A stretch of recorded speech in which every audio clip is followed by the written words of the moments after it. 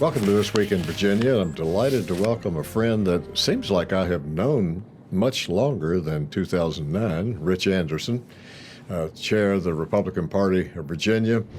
Rich is a native of Roanoke, a resident of Woodbridge.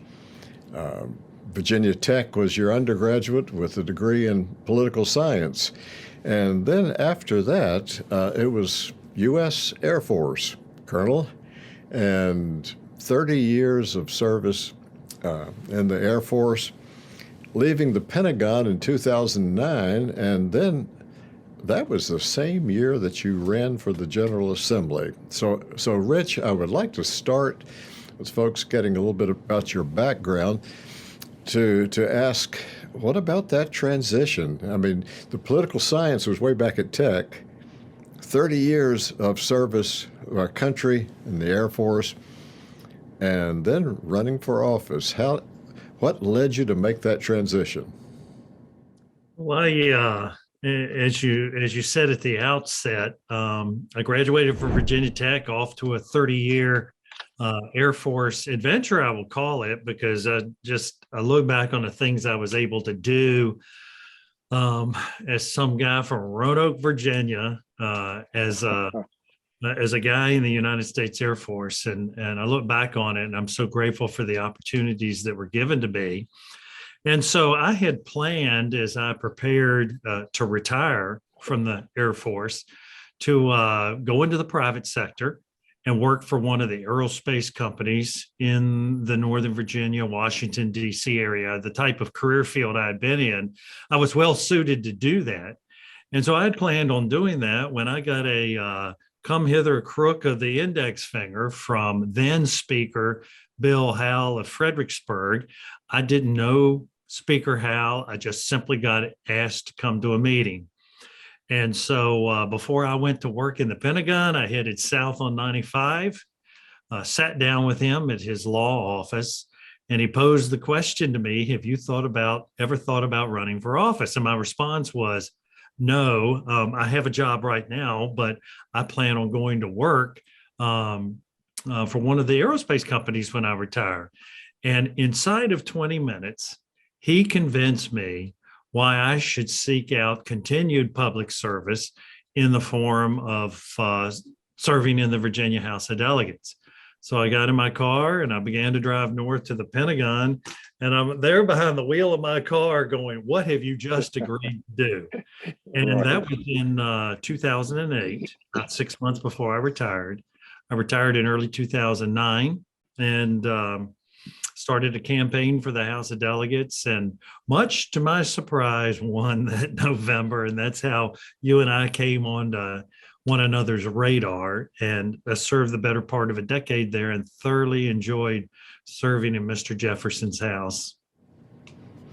Well, it was an exciting time, and it was certainly a time of great service. As I look back and think about your time in the General Assembly, I won't dig into bills. I can't recall all the bills, but I recall the Civics Commission. And I think of your involvement along Republicans and Democrats in promoting civics. I think about also your having high school students come down to the Capitol to learn about the process. And so you became a teacher at that time and a mentor of others. And I think that work on the Civics Commission was important work. Yes, it was. When I went down to Richmond in January of 2010, much to my surprise, I was elected as chairman right away of the Joint House-Senate Military and Veterans Caucus. We didn't have a standalone Veterans Committee, so we had a caucus process by which we vetted bills as they went to the various committees, bills that related to military operations and veterans here in Virginia. And I co-chaired that with Senator Bryce Reeves for those 8 years. And that was very gratifying work. It was a logical follow-on to my life's experience. Folks in the General Assembly, as you well know, for your many years working in that environment, tend to gravitate to things that their life has been focused on. So it was a natural thing that I would end up chairing that committee. I hadn't planned on getting involved in civics, but ultimately did, and chaired the Virginia Commission on Civics Education, because I believe very strongly that that has been an issue that's been largely neglected in the present day in the public schools, simply because math and technology, science, engineering, all those other disciplines have tended to crowd it out. And so I think there's a dramatic need to focus on civics education and the capacity to debate and disagree in the public forum in a civil way. And I think that that is a skill set that has atrophied in recent years. We've seen it in a coarsening in our public discourse. And so I think that's vitally essential. So for those who continue to serve as civics teachers across the Commonwealth, or our legislators and citizens who sit on the current Commission on Civics Education, I really applaud them for engaging in important work. So, Rich, after a short time out of the General Assembly, not really removed from politics, but out of elected office, the next big challenge that came your way, and I'd like for you to talk a little bit about that, was somebody had to approach you and say, Rich, we would like to have you be chair of the Republican Party of Virginia. You were elected in 2020 to a 4-year term. And so how did you what led you to make that transition? Because that's still in politics, as everyone knows, but it's a significantly different role. Yes, it's a significantly different role because, like my counterpart over on the Democrat side of the aisle, we are the chief partisans of our respective parties here in Virginia. And so to have responsibility for the party's statewide political operation is dramatically different than the policy role that I played as a member of the General Assembly. It is dramatically different. And the way I came about is we in Virginia, in the Republican Party, had, at least in statewide office, been in the wilderness for essentially a decade for a number of reasons. And I was approached by our Republican congressional delegation in late 2019 to consider running for the chairmanship of the party. And this is not false modesty. This is how I felt. I declined it. And the reason I declined was simply because I didn't feel like it was well matched to my persona. I got the fact that as a member of a bipartisan legislature, I had to sit down and work with people who had dramatically different beliefs. I had been engaged in a career field in the Air Force International Affairs, dealing with the air forces of other countries. And my regional specialty was Asia and the Pacific. And so I dealt with airmen from air forces that, while they had dramatically different worldviews, they also were airmen at the same time. And you had to collaborate and reach consensus solutions on how the U.S. Air Force would operate in that region of the world with these partner air forces. And so I do think that prepared me for service in the General Assembly. And so for that reason, I had was largely known for someone who could operate in that way, in that space. And to be the chief partisan was a dramatically different role for me to play. So in discussing it with my wife, after this meeting with our congressional delegation, we decided that maybe we needed a different pathway. And then at some point, my wife said to me, if you feel called to do this, do it. And so Congressman Rob Whitman said something to me that appealed to me as a person who worn the cloth of the country for a long time. And as Rich, sometimes one does not get to choose where they serve, and we want you to serve here. So that's when I made the decision in early 2020 to run for state party chairman. I did. It was a long process because it was put on a considerable pause with the COVID environment in which we were operating in early 2020. So our state convention kept getting moved downstream. It finally happened in August of 2020, and that's when I was elected. And the first task before us, obviously, was to make that decision about conducting our candidate nomination process by either a party-run process, namely a convention, or by publicly state-run primary. And so, and we all know how that went. That was a very contentious period for the party. Right. Afraid that it would permanently handicap our eventual nominees, but as we can see by the outcome, it certainly didn't. So it's been a fast ride. It's been a fast ride, let me tell you. Well, focusing in on one thing about that decision that was made to not have a convention, but have more people involved around the state. How did the decision come to be made to have ranked choice voting? Because there are quite a few people interested in that. There's some that would like to see that expanded in other ways. And you had the first major experiment with it in the state, maybe some localities on a smaller basis, but you had ranked choice voting. Mm-hmm. Well, the governing body of the Republican Party of Virginia consists of 80 members. They're elected and selected through various methods, but they're the governing body of the state party. And so it is their responsibility to make a determination about method of nomination. At our first meeting, which was on December 5th, 2020, the body made a decision to nominate by convention. And so we entered into a very contentious series of meetings that were very public because the decision of the body was to do so over Zoom because of the COVID situation and to live feed that over Facebook so that the Republican rank and file that serve in our 126 local Republican units across the state would be able to see how this decision unfolded.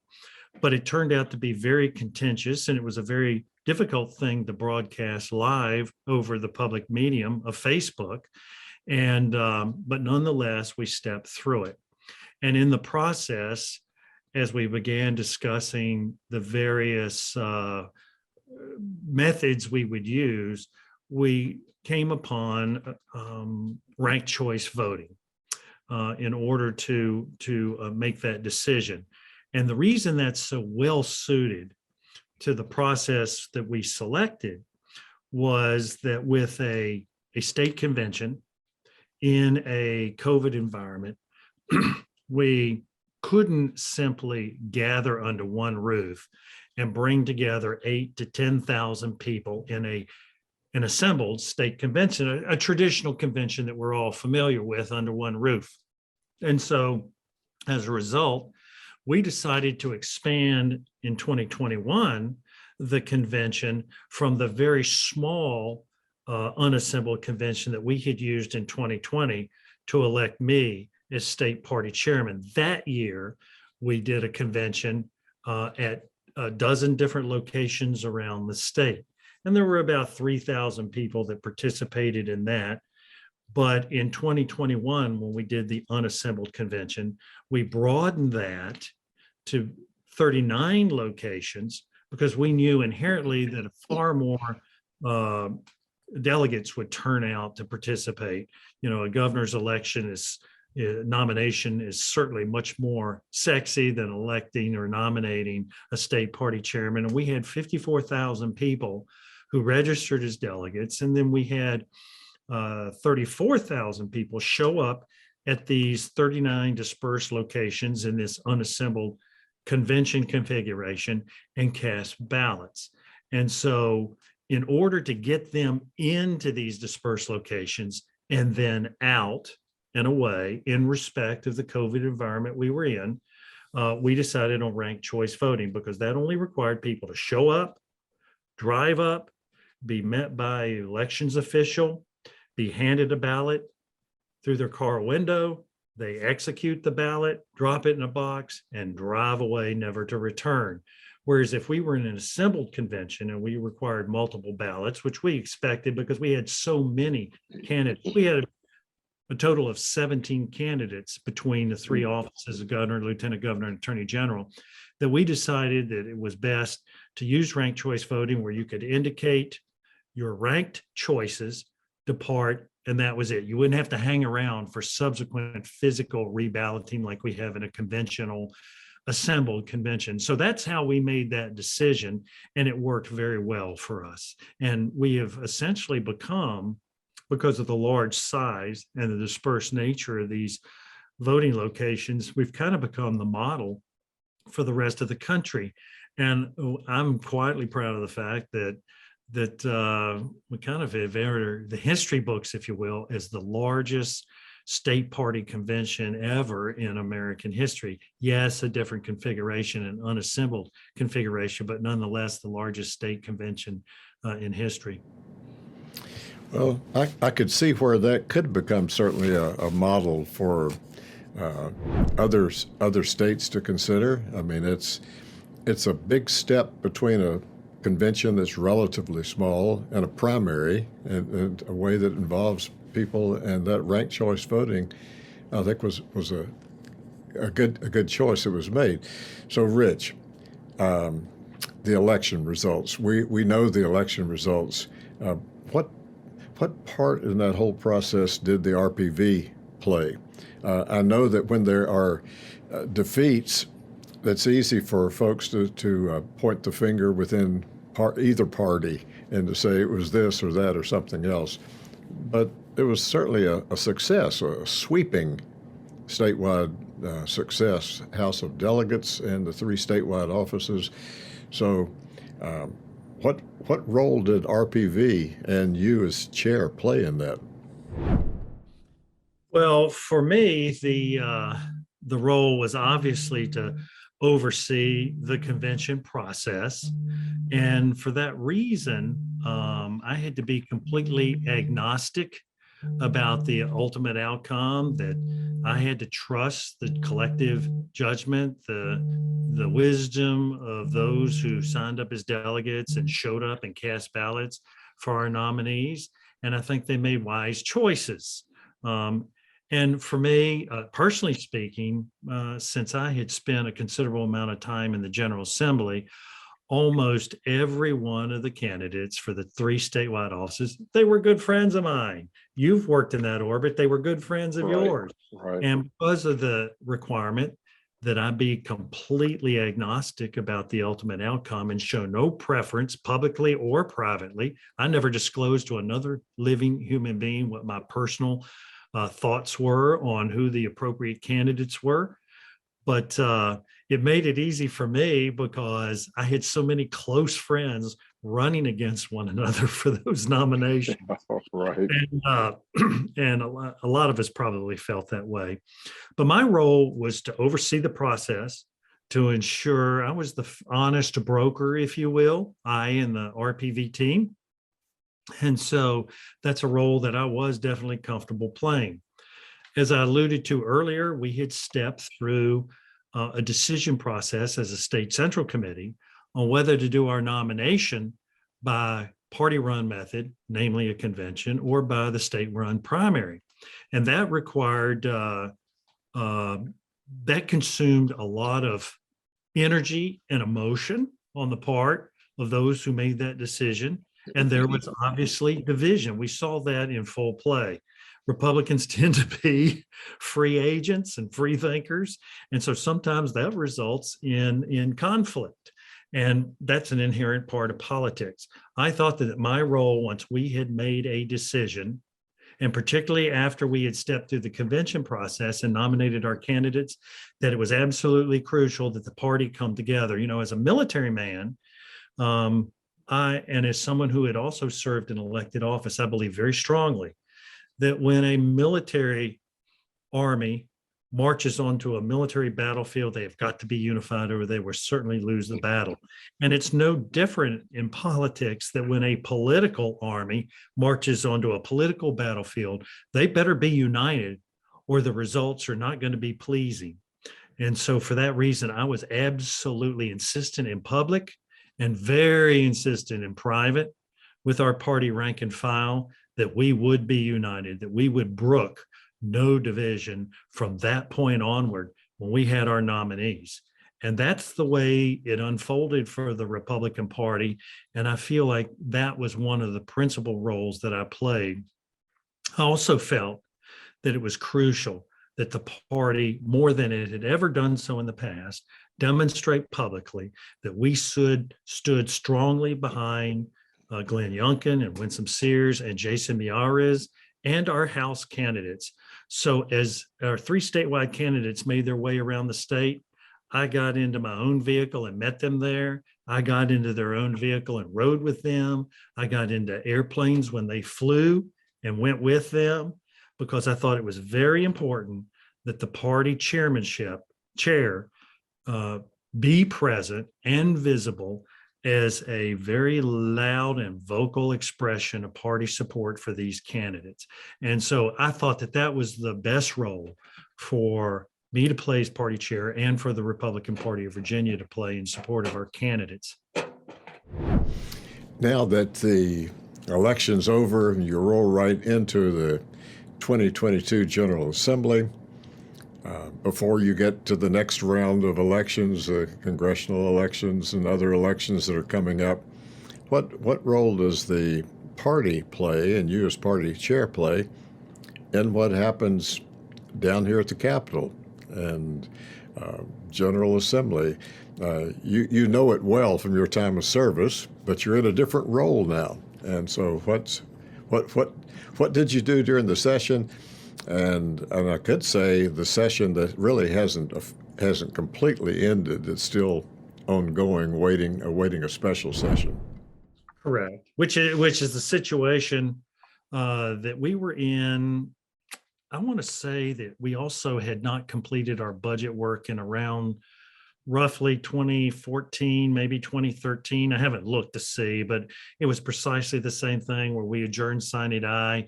We all went home. We let the conferees continue their work. And a couple of weeks later, we came back and a lot of that had already been well worked by the conferees and the respective committee staffs in House and Senate.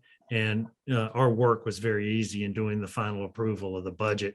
The critical thing is obviously July 1st. So we have plenty of time to work that out. But I would predict that the General Assembly will come back into special session at the call of the governor, probably within the next few weeks. That's a determination that he will make. And I don't have any insights when that would be, but he'll make that determination. During the session, I thought that the rightful role for me to play and for the party to play was to narrate the Republican successes that unfolded, as well as any failures that we discern on the part of the opposition party. I thought that was the role to play. My role is to drive in the political lane these days, not in the policy lane. So I try to make a concerted effort to travel in the proper lane that's been designated for me as state party chair. That's been required me to re-engineer some of my thinking, but nonetheless, that's a role I'm happy to play because that does support our policymakers who we've elected to do that policy work in Richmond. Well, to be in that different lane and being one who really would be needing to speak out very strongly on issues, has that been a challenge? Because, Rich, it seems like those of us that have known you, even some that have known you much, much longer than I have, you're one who tends to pull people together, and yet you're in a role where you've got to speak pretty strongly for your party. Mm-hmm. Well, my job now is to pull the party together, and I believe that I and we have been largely successful in doing that. And it's been facilitated by the fact that we nominated 3 outstanding candidates that everybody in the party, wherever you were on the Republican spectrum, pretty much were able to get behind those 3 candidates. And there were a large number of independents that they also attracted, and probably some softer members of the other party. And so my job is to unite all those together and to speak what I believe to be ground truth about how things are unfolding in the General Assembly and during the legislative process. But that's to speak about that, to obviously facilitate the strength of our party, not to participate in the policy process. And I do miss that policy process because that's so vitally important to our fellow Virginians.